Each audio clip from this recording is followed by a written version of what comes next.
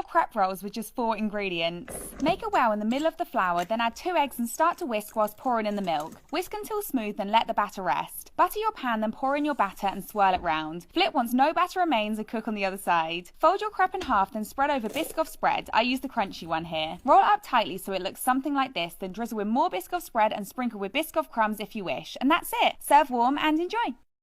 What's up guys, today we're going to be making jam donut French toast rolls. First, grab some really soft bread and cut off all the crust. Roll it out flat with a rolling pin, then spread over your favourite jam, leaving a little gap at the top. Roll it up carefully so the jam doesn't all squeeze out, and don't forget to eat your crusts. Whisk together eggs, milk and vanilla until combined, then dip the rolls in the mix, you don't need to soak them. Melt some butter in a pan, then toast the rolls on medium heat until golden on each side. Coat the rolls in sugar just like a donut and serve straight away. I feel like you can't eat these without getting sugar around your face. Enjoy!